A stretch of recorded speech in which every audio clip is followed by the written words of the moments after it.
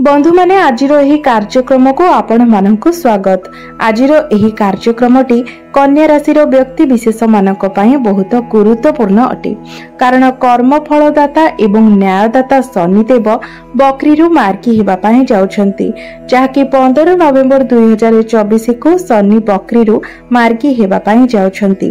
तेबे शनि मार्गी हेबा परे आपणक जीवन रे एहार किभली प्रभाव पड़िबो, शनिदेव आपणक केउ सब फलाफल प्रदान करिवे, केउ सब शुभ फल एवं अशुभ फल प्रदान करिवे, एहा परे आपणक जीवन रे केउ सब बड़ परिवर्तन हेबो। शनिदेव आपणक कुंडली रे केउ गृह रे मार्गी हेबे एवं आपणकर कुंडली रो केउ केउ गृह ऊपर को शनिदेवंकर मार्गी दृष्टि पड़िबो। ए सब विषय रे आजिरो एही वीडियो रे आमे माने विस्तार रूप रे आलोचना करिबा। सेथि पई बंधु माने आपण माने वीडियो टी को स्किप न करी शेष पर्यंत निश्चय देखंतु एवं वीडियो टी को लाइक करी चैनल टी को सब्सक्राइब करि दियंतु। भक्ति एवं श्रद्धार सहित कमेंट बॉक्स रे जय श्री जगन्नाथ निश्चय लिखंतु। तेबे बंधु माने प्रथमे आसंतु जानि नेबा बकरीर अर्थ कौन एवं मार्गीर अर्थ कौन।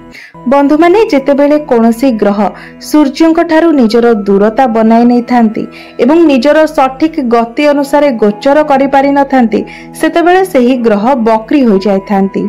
से तांकर गति मध्य धीर हो जाय थाए एवं से आपनको जेउ प्रकार रे फल प्रदान करिबा कथा सेतिक मात्रा रे फल प्रदान करि पारि न थांती। मात्र गुरुत्वपूर्ण कथा हेउछि जेतेबेले कोनोसी शुभ ग्रह बकरी होई थांती तो सेतेबेले तांकर शुभता वृद्धि होई थाए, से आपनको अधिक शुभ फल प्रदान करि थांती, कारण तांकर चेष्टा बल बढ़ी जाय थाए। मात्र जेतेबेले कोनोसी अशुभ ग्रह बकरी होई थांती सेतेबेले तांकर अशुभता बढ़ी जाय थाए, से आपनको सठिक मात्रा रे शुभ फल प्रदान करि पारि न थांती एवं शनि मध्य पापी ग्रह अटंती। तो शनि जेतेबेले आपणकर बकरी थिले तो आपणकर कार्य रे मध्य स्लो हो जायथिला, आपणकर कार्य रे आपणको सफलता बहुत देरी रे प्राप्ति हेउथिला। मात्र वर्तमान जेतेबेले शनि मार्गी होई जिबे तो से निजर सठिक गति अनुसार गोचर करि पारिबे एवं आपणको शुभ फल मध्य प्रदान करि पारिबे। तो शनि देवंकर एही मार्गी हेबा प्रत्येक राशि रो व्यक्ति विशेष मानक पई एक शुभ खबर अटे। तेबे बंधु माने आजिरो एही कार्यक्रमटी जन्म राशि एवं चंद्र राशि उपरे आधारित अटे एवं राशि चक्र रो 12टी राशि मध्यरु षष्ठ राशि हेउछि कन्या राशि एवं कन्या राशि रो अधिपति हेउछन्ति बुध। मात्र आजिरो एही वीडियो रे आमे माने शनिकर मार्गी हेबा उपरे आलोचना करूछे। तो शनि आपणकर कुंडलीर षष्ठ भाव रे विराजमान अछंती, आपणकर षष्ठ भाव रे शनि बकरी थिले एवं आपणकर षष्ठ भाव रे ही शनि मार्गी हेबा को जाउछंती। तो बंधु माने षष्ठ भावटी होइथाय रोग ऋण एवं शत्रुर भाव। तो बंधु माने शनिकर मार्गी हेबा सेही मानक पय बहुत शुभ हेबा पय जाउछि, जो लोक माने ऋणग्रस्त होइथिले, जो व्यक्ति मानकर कोनोसी रोग बहुत दिन धरी लागि रहिथिला किबा जो व्यक्ति मानकर शत्रु बहुत संख्या रे बढ़ी जायथिले, सेही मानक पई यह बहुत शुभ खबर अटे, कारण शनि जेतेबेले मार्गी हेबे से आगो को अग्रसर हेबे। तो जो माने ऋणग्रस्त होइथिले से मानकर ऋण धीरे धीरे सुझिबाकू लागिबो एवं जो मानकर कोनोसी रोग बहुत दिन धरी लागि रहिथिला से मानकर स्वास्थ्य रे उन्नति परिलक्षित हेबो एवं आपणकर जदि शत्रु संख्या वृद्धि हो जायथिला तो आपणकर शत्रु संख्या मध्य कम होई जिवो। आपणकर शत्रु माने आपणकर मित्र रे परिणत हेबाकू लागिबे। एहा सहित षष्ठ भावटी कोर्ट कचेरीर भाव मध्य होइथाय। तो जो व्यक्ति मानकर कोर्ट कचेरी रे किछि मामला लागि रहितिला तो मामला आपणक सपक्ष रे जिवो, आपणकर विजय लाभ हेबो। जदि आपणकर कोनोसी भी केस लागिथिला जहा समाधान होई पारु नथिला ता मध्ये निश्चित रूप रे आपणकर समाधान होई जिवो। जो व्यक्ति मानकर पाद रे किछि जंत्रणा थिला, स्टमक रिलेटेड किछि इश्यू थिला किमा जो मानकर डेंटल इश्यू थिला, तेबे शनिकर मार्गी हेबा परे एही सब क्षेत्र रे से मानकर सुधार आसीबो, स्वास्थ्य रे से मानकर उन्नति परिलक्षित हेबो। बंधु माने शनिकर मार्गी दृष्टि आपणकर अष्टम भाव, द्वादश भाव एवं तृतीय भाव उपरे रहुछि। तो बंधु माने अष्टम भावटी होइथाय गभीर ज्ञानर भाव। तो शनिकर मार्गी दृष्टि जतबेले आपणकर अष्टम भाव ऊपर को पड़िबो तो शनि आपणको गभीर ज्ञान प्रदान करिवे एवं जदि आपण हायर एजुकेशन करबा पई चाहुथिले तो समय मध्ये आपणकर साथ देबो। आपणको पई समय शुभ रहिबो। जो माने रिसर्च लाइन रे कार्य करूछंती किमा जो माने रिसर्च करबा पई चाहुछंती से मानको समयर साथ मिलिबो एवं आपणको जीवन रे यार बहुत पॉजिटिव प्रभाव मध्ये पड़िबो। शनिकर दृष्टि आपणकर द्वादश भाव उपरे रहिबो। द्वादश भावटी होइताय लॉन्ग ट्रैवल रो भाव, विदेशर भाव, आध्यात्मिक यात्रार भाव।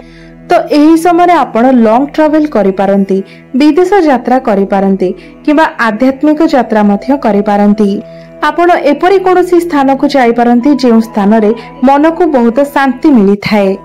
जो व्यक्ति माने विदेश रे सेटल अछंती, विदेश रे कोनोसी कार्य करूछंती, शनि मार्गी हेबा परे सेमानक पई समय बहुत ही भलो रहिबो।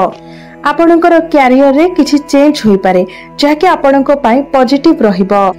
आपणक चाकरी रे आपणको प्रमोशन मिली पारे किबा जदि आपण निज देश रे रही कि एमएमसी कंपनी रे कार्य करूछंती तेबे भी आपण निज कैरियर रे किछि ना किछि परिवर्तन देखिबाकू पाइबे।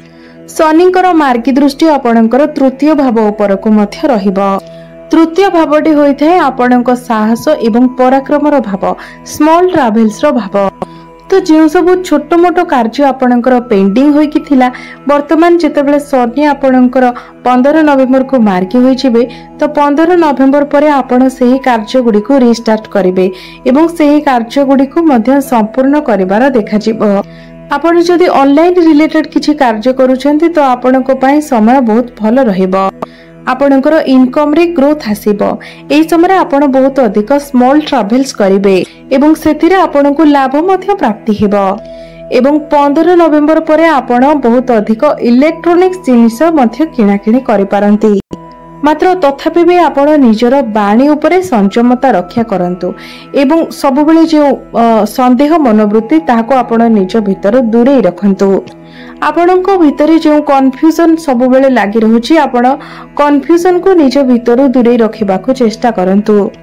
बंधु माने शनि जो मार्गी हेबे आपणको तो शुभ एवं अशुभ दुईटी जाक फल प्रदान करिवे।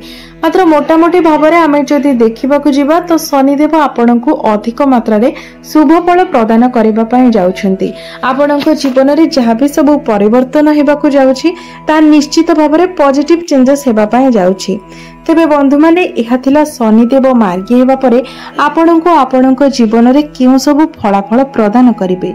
आपणको जीवन रे शनिदेवंकर मार्गी हेबा किभଳି प्रभाव पकाइबो, आपणकर केउ ग्रह रे शनिदेव मार्गी हेबे एवं केउ सब ग्रह उपरकू शनिकर मार्गी दृष्टि रहिबो, केउ सब ग्रह को शनिदेव एक्टिव कराइबे एवं जो ग्रह रे शनिदेवंकर दृष्टि पड़िबो सेही सब ग्रहर कार्य मध्य आपणक जीवन रे एक्टिव होई जिवो एवं एहा परे आपण आपणक जीवन रे अधिक सफल मध्य हेबे। तेबे बंधु माने जहा भी किछि अशुभत्व रहुची से सब अशुभत्वर खंडन पाई एवं आपण अधिक शुभत्व प्राप्ति पाई किछि प्रतिकार करिबा आवश्यक अटे। सेथिपाई आपण प्रत्येक दिन बुद्धंकर बीज मंत्रर जप 108 थर करंतु। प्रत्येक दिन आपण हनुमान चालीसार पाठ करंतु एवं प्रत्येक दिन आपण शुक्रंकर बीज मंत्रर जप मध्य 108 थर करंतु। तो बंधु माने आपण माने जदि प्रत्येक दिन ए सब प्रतिकार गुडिक करंती देखिबे निश्चित भाबरे आपणक जीवन रे जे सब अशुभत्व रहउची से अशुभत्व गुडिक खंडन होई पारिबो एवं आपणको अधिक शुभत्वर प्राप्ति होई पारिबो। तेबे बंधु माने मोर एही वीडियो टी जदि आपण मानकु भलो लागि थाए तेबे वीडियो टी को लाइक करी चैनल टी को सब्सक्राइब करि देबे एवं कमेंट बॉक्स रे भक्ति एवं श्रद्धार सहित जय श्री जगन्नाथ निश्चय लिखिबे। तेबे बंधु माने आपणकर जीवन मंगलमय हेउ एहा ही ईश्वरंक निकटरे मोर प्रार्थना। धन्यवाद।